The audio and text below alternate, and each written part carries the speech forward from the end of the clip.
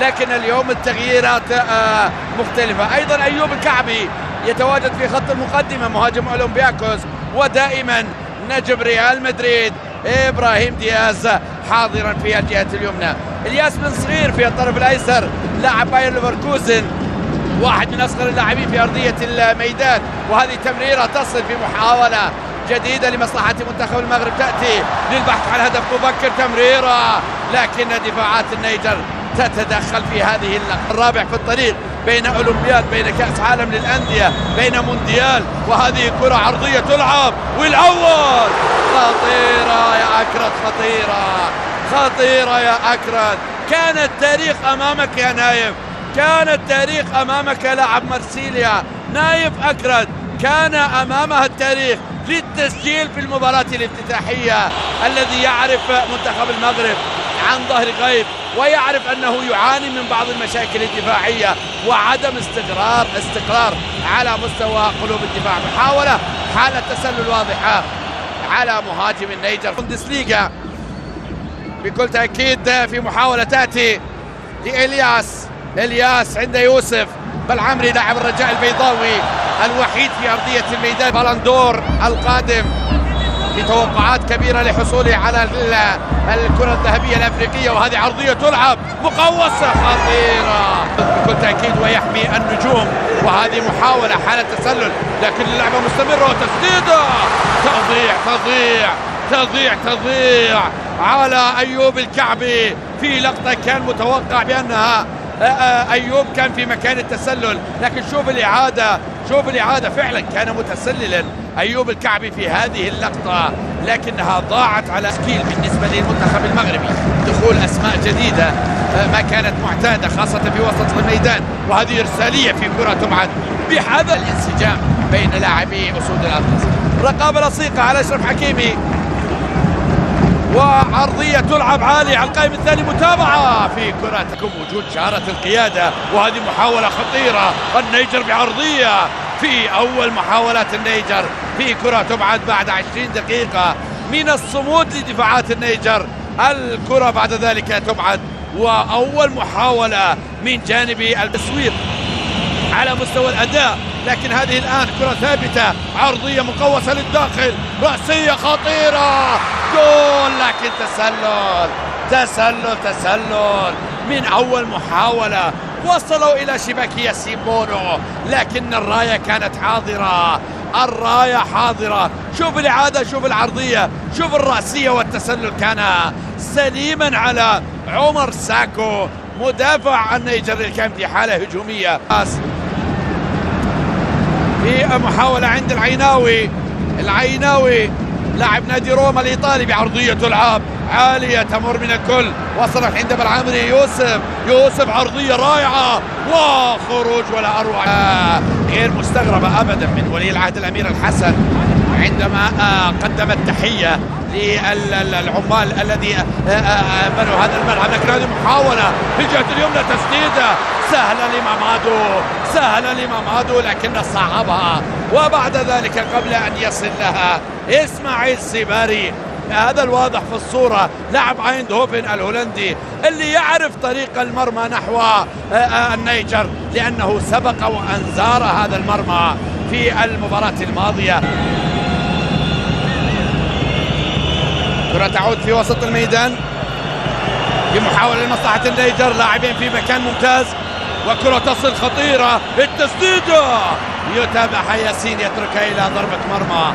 لكن النيجر الآن يحاول استغلال أفضليته على مستوى الفرص. أعادها إلى الياس مقوسة للداخل، رأسية تحضر عند أيوب الكعبي إلى دياز إلى أشرف، لقطة عن طريق الطرف الأيمن إلى أشرف، الخطأ بذكاء كبير، وبطاقة صفراء ثانية للاعب أعتقد لديه بطاقة صفراء أولى، أعتقد عبد اللطيف نوب، لاعب ريال مدريد الحالي، وأشرف حكيم تعلم كرة القدم في ريال مدريد، وتسديدة في حائط الصد تنتهي إلى ركني. أشرف حكيم رابع العالم، المنتخب المغربي المصنف الثاني عشر على مستوى العالم، الكثير والكثير. وهذه عرضية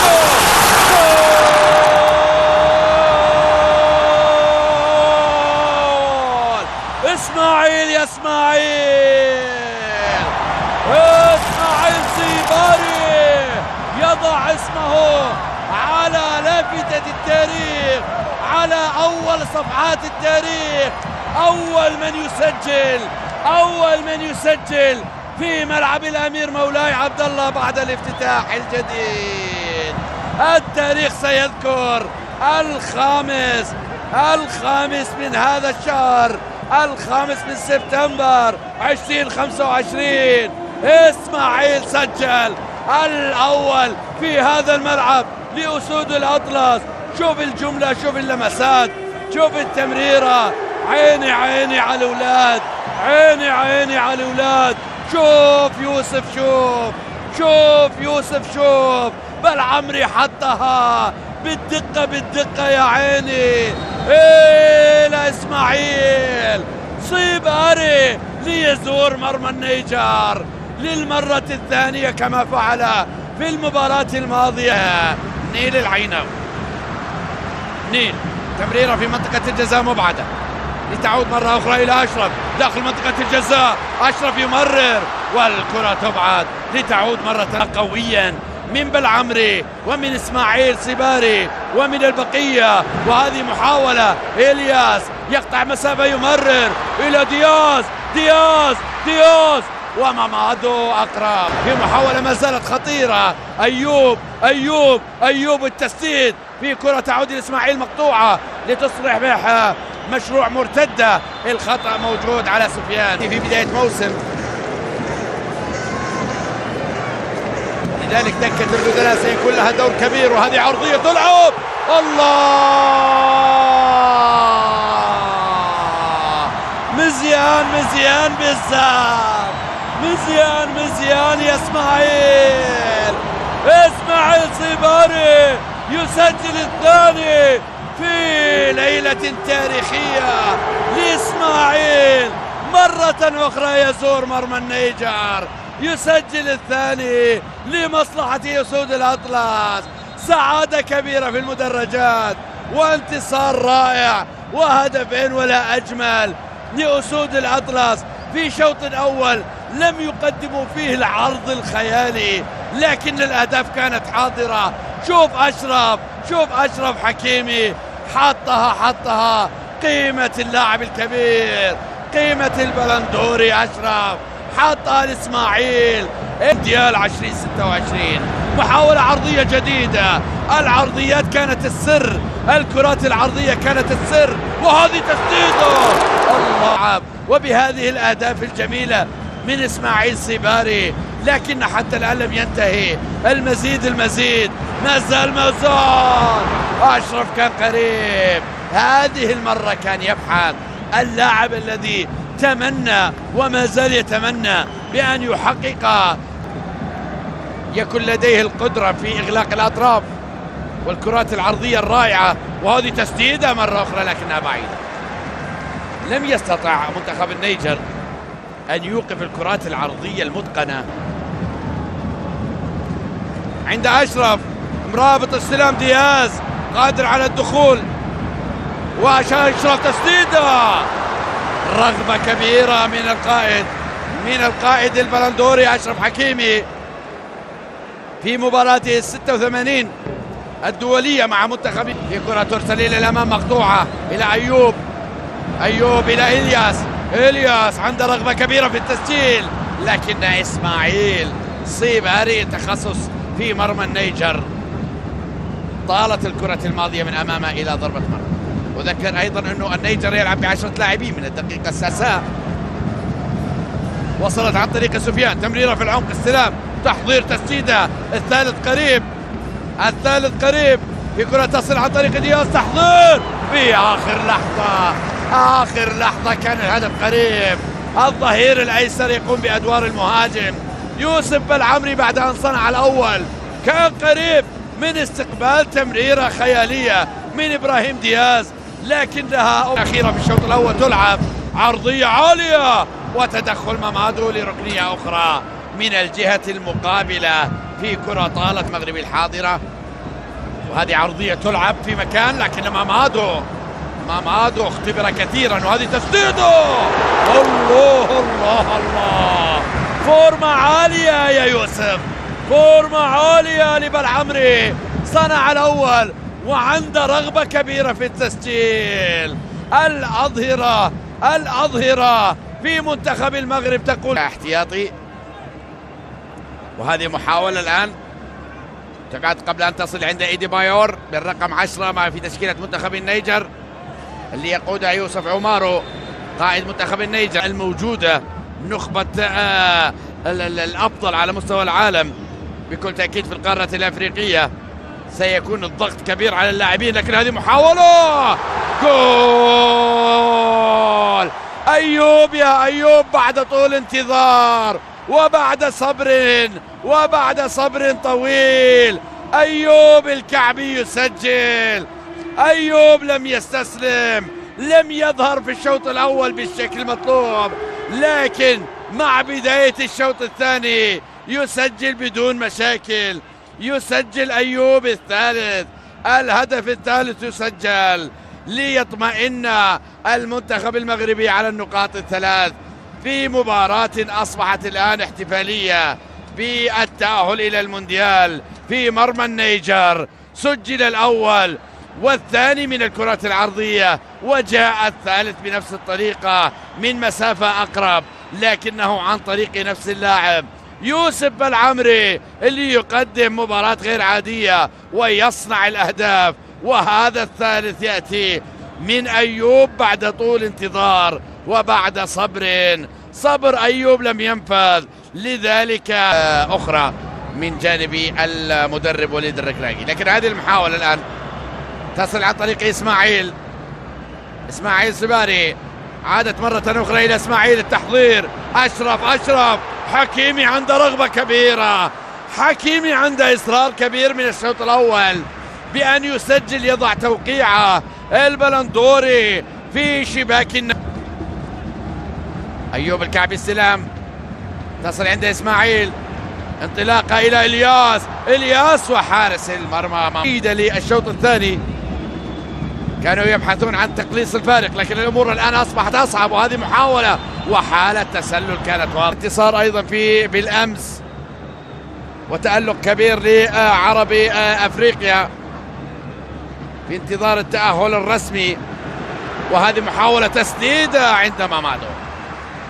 9 منتخبات البدلاء، لكن بعد هذه الهجمة الكرة تصل عن طريق أشرف حكيمي في محاولة عرضية رائعة، وأيوب تابعها لكنها مبعدة من الدفاع.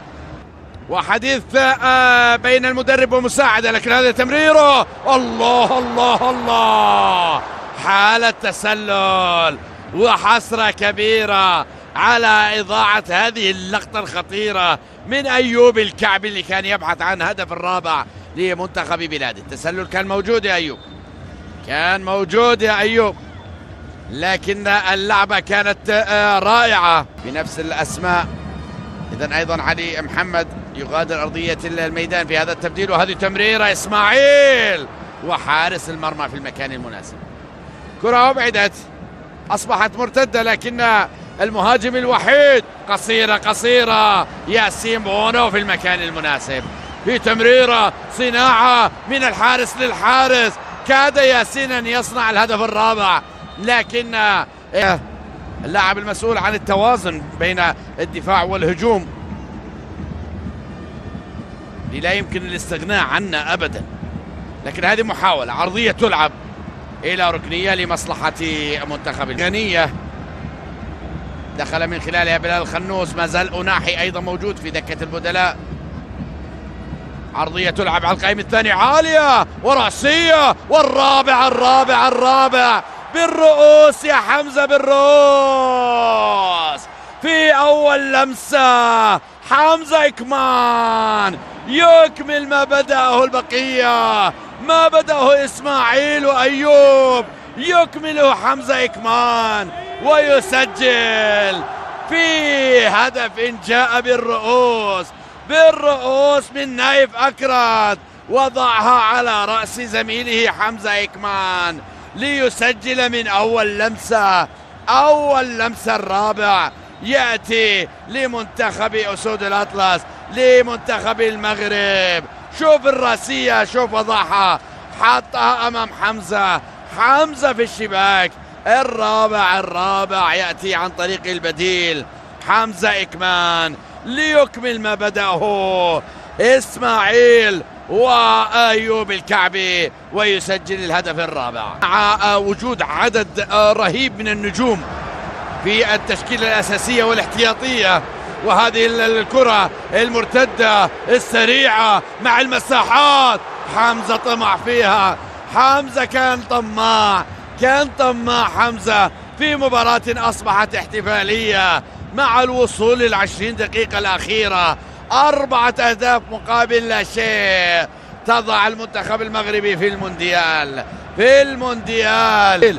الصباري يقدم لمحة غير عادية، لمحة برازيلية، وهذه محاولة في كرة تعود إلى أشرف، عرضية رأسية، الخامس لكن التسلل يمنع الخامس من بلال خنوس اللي سبق وأنزار مرمى النيجر في المباراة الماضية وسجل هدف نوعا ما.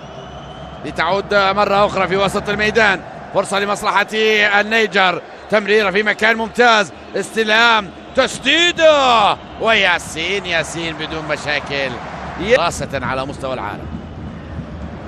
كرة ترسل في الطرف الأيسر في مكان ممتاز عند إسماعيل، يتفرغ الآن للصناعة بعد أن سجل الهدف الأول والثاني، وتبديلات قادمة. من يغادر؟ عز الدين وناحي سيدخل. التي بدأت في مونديال دييغو أرماندو مارادونا في 86، وهذه محاولة أن تصل عندما انتهت المباراة بنتيجة 2-1. لكن هذه العرضية تلعب في مكان ممتاز، فرصة أوناحي، لكن كرواني، وهذه عز الدين أوناحي، وتسديدة، لكن حارس المرمى مامادو تانغا. لكن هذه الكرة بعد ذلك تبعد، تعود مقطوعة في مكان، فرصة الخامس، تسديدة، أوناحي، جول!